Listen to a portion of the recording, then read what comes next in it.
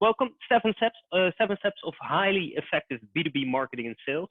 So this presentation, I hope to give you some insights, some knowledge, some examples of well, what our experience is, how we help more than 1,000 companies, B2B companies, in growing, and maybe you can get some elements from it that you can implement in your own business as well. I try to keep it quite practical, but well, we see where we go.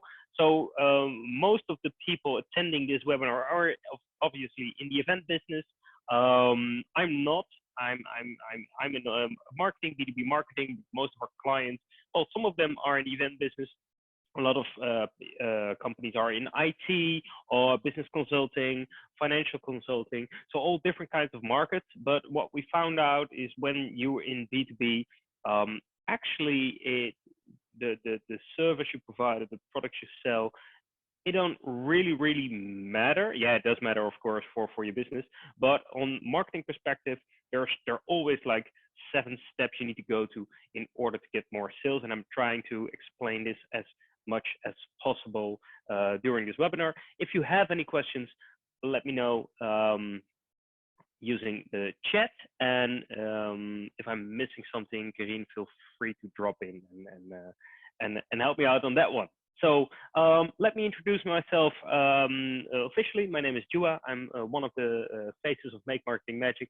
I work with, well, all different type of companies, entrepreneurs, people who want to grow, people who, well, they have a goal, they have a growth goal, they know how to get there, but they're just not able to do it, or they don't know how to get it, and they ask for, well, some consult, some advice, or what so on. So from there, I've been doing this for more than, I have to count, more than 10 years. I lost count somewhere, and helped thousands of companies. So I try to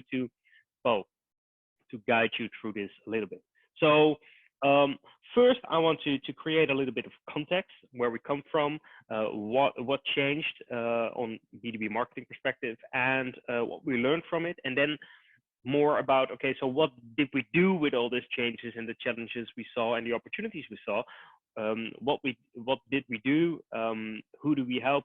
And then I want to, like, because we're working with certain methods, I will explain to you during this webinar, but then I will pop up the hood and show you what's underneath the proven method and how it works. And then, well, maybe you can use it for your own business or for your own benefits, or maybe you can implement these 7 steps directly into your business. Whatever you want to do with it, feel free to use everything you hear and see today.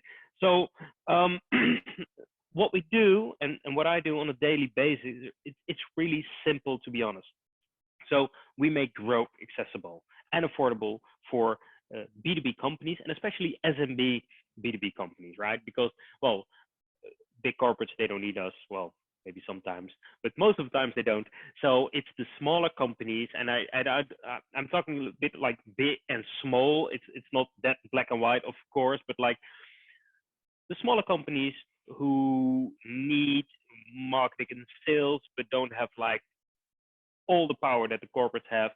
Those companies we help grow by well, offering them effective marketing through a proven method. That is what we do, and that is not like that didn't happen like in one night or so ever. But what we saw a long time ago, and I have to give you a little bit of context so you know where we came from.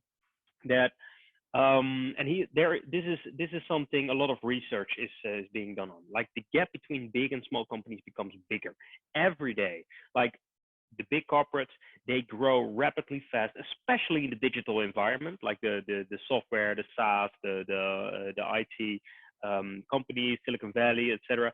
They grow rapidly, and the gap between big and small companies becomes bigger and bigger. Regarding the fact, and that is the interesting part, that there is a high demand of small specialized companies with unique stories, with personal service, that you can actually speak to someone instead to a customer service agent or whatever. People with knowledge, people that care about their customers. There's a high demand, high demand of smaller specialized companies. But why are the big ones growing and the smaller companies are not? Well, they are also growing, but not as fast. The reason for that, and there is a lot of research being done on this topic, and they all, well, they all say something the same. Like the reason the big companies grow is because they invest heavily in R&D. They invest heavily in knowledge, so data, big data, AI, those type of knowledge. And of course, well, they got more money, more people, so they get more shit done, right? So these four elements are exactly the four elements that most SMB companies just don't have. They do, but not as much. So they can't like go as fast or as quick as the corporates can.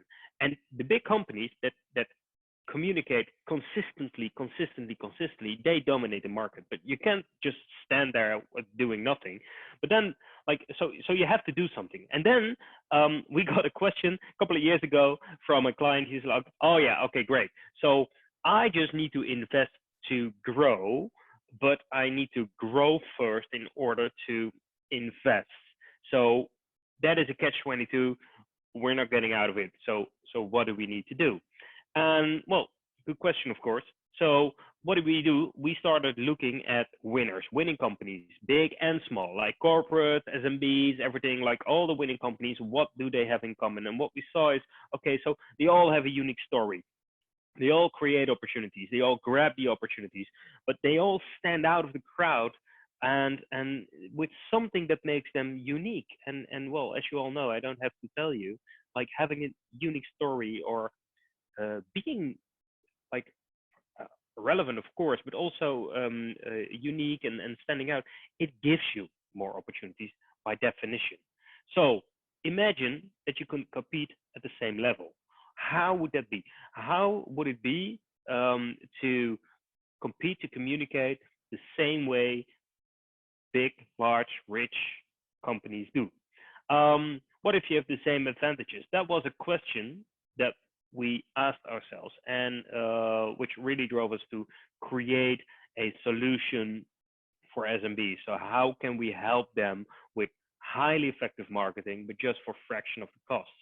And that was quite a journey to because it's a simple question, but it's not always so simple to answer. So what did we do? We came up with a service that we could help companies with for a fixed price based on a proven method, executed by industry experts and backed by a powerful platform, because you need some IT as well. Putting your company on the radar. So if you are on the radar of your company, if you make sure people think of you, know of you, they know what your story is, then you can create opportunities and you can measure those opportunities as well. And I will tell you exactly how we did it.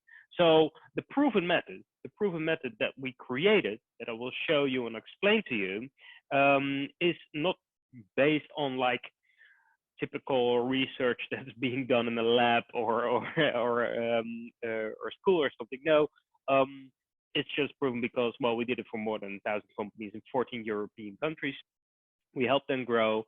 And if you do certain stuff, certain activities using specific channels, specific methods, and you do it again and again and again and again, thousands of times, then you start like seeing patterns and start learning. And we found out that, hey, if you do these 7 steps, and they're pretty straightforward. It's not, well, we're called Make Marketing Magic, but they're not magic. They're pretty straightforward. If you do these ones consistently, again and again and again, and you know how to implement them in your business, it's actually quite easy to get some opportunities for your business. So let me check 1 minute, because I thought I saw a chat, but that was just like making sure that you can drop your questions in the chat. So sorry, that sometimes I have to switch screen. So 7 steps of highly effective B2B marketing, pretty straightforward. First, your goal, then your target audience, then your value proposition, channels, content, analyze, and sales. That's what it is. It's pretty straightforward. I'm sure you have all heard of these steps individually. They are not new for you. I just want to go through them and teach you or just share with you how we use them. And well, what works and what doesn't, because well, we get a lot of questions on these steps, but sometimes really smart questions, sometimes not so smart questions. So I'm going to try to guide you through. So the first one, and please know that we are helping like entrepreneurs, B2B companies that want to grow. So they're looking for new business or upsell or like a combination of both of them, or they want to introduce a whole new like solution, product or service. So if your goal is something like that, then just start out with your goals, of course, because if you don't know where you want to go, then it's going to be hard for you. So business goals first. So I speak to a lot of companies, and I think like around 50% of them, they ask their marketing manager or someone who does marketing within the company, because well, they not all of them, they have a marketing department or a marketing manager, but then the marketing manager comes to me, or the business owner comes to me with a question like, hey, I got some goals written down, and I got a plan, and can you have a look at my marketing plan? Like, sure, yeah, of course, why not? So you want some advice or whatever? Yeah, I would just want to you to look at it and tell me if it's any good or not. So okay, that is always hard to do, because if you don't have any context and just a plan, that's really hard to tell you like if it's good or not. But okay, let me check it. So I asked them like, okay, so before you give me your marketing plan, and before I'm going to read it and give you some feedback on it, please give me your business plan or your sales plan or whatever you got. Like, and then they're looking at me like, what do you say? And I'm like, well, please, first, I want to know where your business is going, and then I can see if your marketing plan is for any good. And then they're looking at me like I asked them, I don't know, like I'm an alien or something. So I'm like, okay, so I can imagine that you're not doing marketing because you want to do marketing, right? You do marketing because you want to sell something. So what do you want to sell, how much, and etc. And then if I'm talking to business owners, 80% of the time I get this answer like, okay, we want to like grow with 15% more of business than last year. And I'm like, okay, great. And if I'm talking to a marketing manager, then the plan is always like, yeah, I want to get more engagement or more likes or more followers or whatever, like those type of stuff. So try to know what you're trying to accomplish. So how many customers or how many orders or how many whatever, like how many, and is it going to be new business or is it going to be upsell? Because obviously the actions you will be taking in order to get there, they're quite different if you're aiming for upsell than if you're aiming for new business. So and sometimes if maybe you're in a new business, maybe you're a startup, maybe you're introducing a new product or something, then you're not sure on what your goals are, because maybe you don't have like it's the first time you're doing this, you don't have any benchmark whatsoever. So sometimes I don't know is an honest answer, right? Sometimes you just don't know. But please, like, try to pick the North Star. Where do you want to go? Where do you want to focus on? And focusing on the goal, like for instance, new customers, it doesn't mean that you have to neglect existing customers or whatsoever. It's just that you need to focus on it. That's all. All right. So that's the goal, because if you know the goal, then you know, of course, your target audience, or at least you can try to think of them. And so if you, for example, looking for new business, okay, what type of businesses, what type of companies, what type of people inside the companies will you be targeting? So make sure that you think of your ideal customer. And it's not only a company. I know you're in B2B, but yeah, well, on the end of the day, a contract is not signed by company, but by person. So who is the person, the decision maker you will be targeting? What kind of person is this? Who are you really helping, right? What are the challenges? Which problem do you solve? Like, really think of them. It's called a buyer persona. I think most of you people know the term. Creating a profile of your ideal customer. Crucial. This part is crucial. If you don't, if you didn't create a buyer persona earlier, but you're doing marketing, please just sit down and think of your ideal customer. Because if you're communicating online, if you're sharing content later on, or connecting to people, or targeting to people, like online means the whole freaking world. You will be communicating with the whole world. Yeah. Okay. So maybe if you're communicating Dutch, then it's just the Dutch part of the world, but still a lot of people. And your target audience is not like 70 million people or 6 billion people or 7, I don't know how many people live on the planet.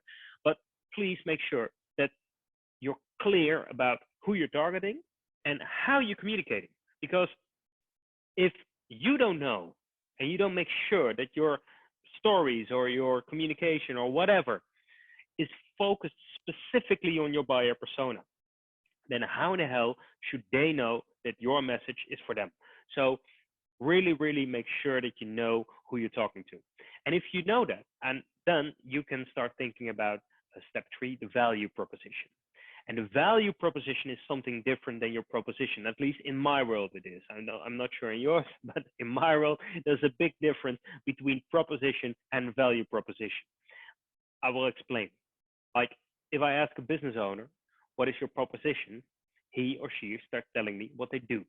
So we're in the IT business, we're in the event business, we're in the whatever, right? So what you do, what you sell, your solutions, your service, your products, etc. The value proposition is about what value do you bring to the table. So in other words, what problem do you solve? And that is a big difference, because telling what you do, that's your world. That's your thing, your job, your whatever. That's your world. The value proposition is about your customer's world. It's about the problems you solve in your customer's world. It's about the value you create in your customer's world. So that is a different story. It's like comes from the same story, but it is a different story. And most businesses, if you look at step 1, 2, and 3, they do it exactly the other way around. So they start, and that is normal, because that's the most natural way to start a plan, right? So first, what you're gonna do? Well, I'm gonna start an event company. Great. Okay, so there's and then well a story around it. So I got a value proposition. Then who do you gonna target? Oh yeah, then I'm gonna target well XYZ. So there's your target audience. And then the last question is, okay, so how many businesses are you gonna do this year? Well, we focus on like, I don't know, 10, 20, 100 clients, 1,000. I'm not sure. Like that is the for most people the most natural way to answer these questions and to look at these steps. But if you're going to do this strategically, you're going to be building a plan. Please, I will invite you. I want to invite you to turn them around. First, what do you want to accomplish? Then who do you need to target and to aim for in order to get that goal? And then 3, what are you going to tell them? So please do this, because then you know that you target the right people for your business goals, and you also tell the right story for the right people. So that is 1, 2, 3. That is the absolute fundamental basic of most marketing plans, right?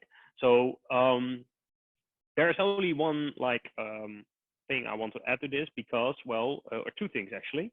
The first one is that find out what problem do you solve. And I know if you ask yourself, your team, or someone else asks you, what problem do you solve, that you got a high chance of that you have like multiple answers to that question, right? Maybe you solve 5 problems, 10, 1,000, I don't know. So please make sure that you can solve as much problems if you like, but if you don't solve the right problems, nobody will pay you. So I see the most brilliant value proposition stories going around online, on LinkedIn, and people reaching out to me, asking me questions, what is wrong with my story? And sometimes they're just solving the wrong problem, and nobody will invest in them. So the good news is that in B2B, there are only 3 problems that you can solve, 3 basic needs in any company that you can solve, and they want to invest in those 3 needs. And I will share them with you. The first one is more income. Every business is looking for more income, more money, etc. Right? So that is the first one. The second one, of course, they want to spend less. So some value propositions are focused on less spending, right? Not being the cheapest per se, just making sure you spend less. And the other is comfort and security. So these are the three basic needs in any company. So then let me ask you again, what is your value proposition? What problem do you solve? And look at the problems you solve and see how they find their core or their roots in one of these and maybe multiple multiple needs or problems. So it is possible that you check more than one box. That is possible. Most companies do. But the but is, what is the reason that a customer calls you or asks you or wants to invest in your product, service, or whatever you provide? So that is the question you have to answer yourself. So for us, let me give you an example. Like, we do B2B marketing. We help companies grow. So that is more business, basically. That's pretty much what it is. So the primary box we check is more income. We do it in a way that you spend way less than when you do it yourself or hire all different type of specialists. So it is also less spending. And it's also better comfort and security. Why? Because, well, we did it more than 1,000 times. We helped a lot of companies. We know what to do, so you don't have to like invent everything yourself, right? So we check all three boxes, basically. But the reason companies call us to help them, it's not three boxes. It's 80% of the time, or maybe 90% of the time, it's more income. And the rest is, well, sometimes just comfort, right? Like they're like, yeah, now we do it ourselves. It's just, I get a headache. I don't want to do it anymore. Can you help us? But nobody calls us with the story like, yeah, we got great marketing, leads are coming in, business is coming in, it's all great, we're making money, we're growing, great. It's also easy, it's great, easy, and safe. Oh, so happy. But, well, we want to spend less. That is not a call we get. So we focus, and this is why we talk more about growth, a little bit about, well, and of course, like there is a system, so comfort and security. And the less spending, yeah, we notice it, but it's not one of our USPs because, well, we do it, so it's beneficial for that one, but it's not the reason people call us. So this is like, try to figure out how you actually helping your customers, because if you can crack this one, this code, then chances that people say no to your offer are just smaller because they know why they invest in your service. Okay, so that any questions on that one, let me know. So there is another thing I want to say about the first three steps. So because as I told you before, these are the basics like of most marketing strategies. The problem with this is that people spend a lot of time and money on these three steps. That is by itself not a problem because, well, you do whatever you like, but if you want to get results, you need to do the things that give you results, right? And I see it every week that companies come to us and they spend literally 3, 4, 5, 6, 7 months on figuring out what their goals are, their target audience. They got like the whole rebranding list. They got a value proposition written down, sometimes created a new website, or rebranding a new logo, a new story, brand stories, all that. And that sometimes that's really necessary because sometimes you really need an update.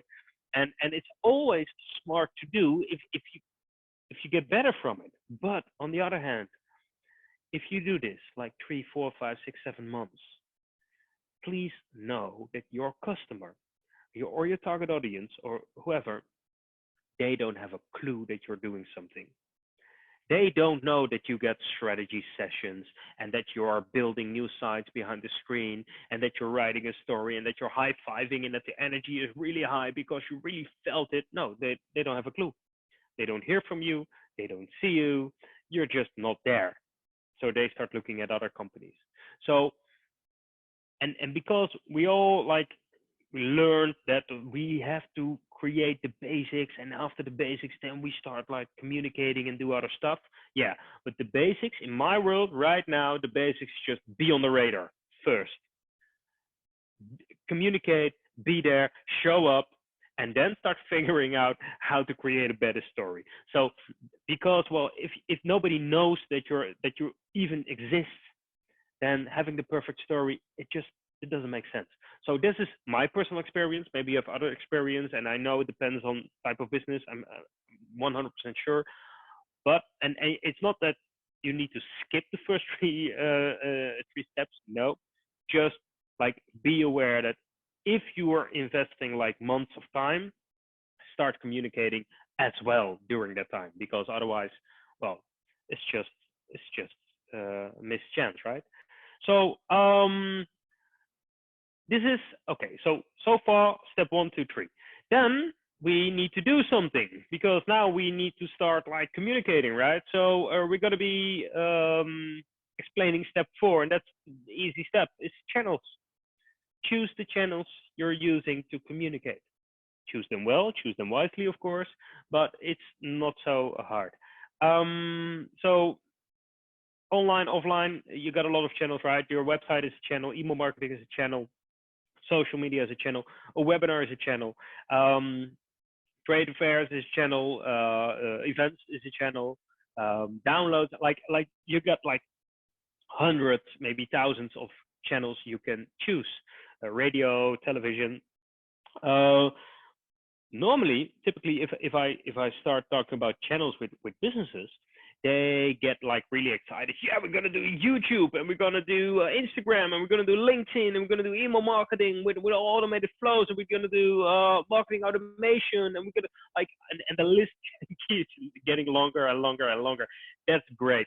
That's all great. But please be aware that every channel you put on your list, like, you have to be there consistently. So you have to use the channels consistently, not once, not twice, every other time. Like, so that makes it a little bit harder, because that means it's the more channels, the more work. That's not a problem. That's a fact. And if you don't have time, then it's a smart thing to create maybe a little shorter list and do it really well than creating a long list. Well, you guys, you know this, like a website with sometimes a news article or a blog, and then like 2 years of nothing. A YouTube channel with 1 or 2 videos, nothing. All these like the typical examples. It's not like we can say it's bad. Well, it's just you tried something, didn't work out, tried something else. Okay, great. But if you really want to like make sure that customers think of you when they are in need, you need to be on their radar, and you need to be there consistently, because, well, otherwise they will forget you.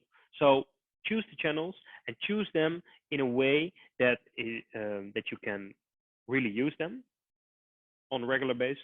That, of course, the channels need to be the channels that your target audience is using, because otherwise you cannot reach them. And also it needs to fit your brand, of course. Like if you're really, really, really bad on camera, just don't use it, right? You can choose it, but it's not going to work out. So it needs to fit a little bit to your brand, to your personal brand, or whatsoever you do, right? Okay, so channels, and then content. Then you need to create content. So I have an whole other webinar about just content and storytelling, etc. For now, I want to keep it short, because, well, we all know how it works. If you want to communicate online, you need content, because you cannot communicate without content, right? So start a blog, start a podcast, create some content. You got 4 like different types of content you can use, right? You can write something, you can create an image or photo or whatsoever, video or audio. That's it. These are the 4 ingredients you can use to create content. So be creative, create some content, start writing a blog, like 2 articles a month. It's not so much, but you got a rhythm there. So you got something going on, and you start communicating. It's not so hard. What to write about? Well, we got a lot of questions, of course. Write about the challenges of your target audience. Write about like how you can help fixing their problems, not about especially how you help them, but like in general, how can they fix their problems, right? With solutions, share your knowledge, share insights, tell stories, just be there and look what competitors do and then do something totally different, right? Because everybody's always doing what the competitors is doing. That doesn't make you stand out. Just look what they're doing, learn from it, do something totally different, and just be there, right? And you can create a mix of personal content, business content, whatsoever. Just be creative. It's not about the likes. It's not about how many people comment or share. That is great. But in the beginning, no one will because they don't know you. You just start communicating. You need some time for that. Just start communicating and learn from them, right? So measure what you do. Really like see, okay, what works, what doesn't, right? Which topics work better than other topics, so I can write a little bit more about those topics and a little bit less about other topics. What about conversion on your website? All these really like basic stuff, please do it, because we get a lot of companies coming in and they start analyzing data from the last 6 months really in depth and great, and then they got all these reports and they got all this data and they learned a lot, and then they got insights and they're really happy. And then I asked them, okay, so when is the last time you did this? Well, like, yeah, 2 years ago. And okay, but now we got this, so now for this year, then we know what to do. No, you don't. No, like you have to measure every time, like at least once a month, and maybe more. Depends on what rhythm do you use, of course. So every time you communicate, you see, okay, how did it go, right? What did work? What didn't? What about conversion rates? What about conversion on my website? What about, right? And not only, and this is for B2B interesting, not only like in terms of figures like how many, but also who. Like, for example, I blanked out the names because of the privacy statement, but you can use your, we use a platform, it's called Your Woo. We build it, and this doesn't only measure how many people, for example, visit your website, but also who, like which companies. And there are more than one platform in the world that you can use for this type of information. But please have a look at which companies do visit your website. Because if you see literally the name and how many people and the industry they're in and what pages did they visit and what are the contact numbers, then, well, you get some extra info. One, you know whether you're attracting like the companies in your target audience, or maybe you've found a whole different audience. That is one possibility. But also in terms of sales, you can start following up, because if a company, a specific company, is visiting your website like 6, 7, 8 times a week, that is not an accident. That there is a reason they do this. I'm not sure what the reason is. You have to find out, but there is a reason. So, but they're not converting on your website. Well, in B2B, not everyone is converting because they're looking around. They try to look at you and one or two of your competitors, but because everybody's telling a different story, it's really hard to see the differences. So, or what to choose. So they come back and they have a look and they're not sure, and then they come back and they have a meeting inside and then discuss what they found online, and they come back again, and this is how a lot of companies operate. So if you see this pattern happening, if you see that companies like come back in a short period of time, well, they do this for a reason. So maybe it's interesting just to give them a call. Hey, how can I help you, right?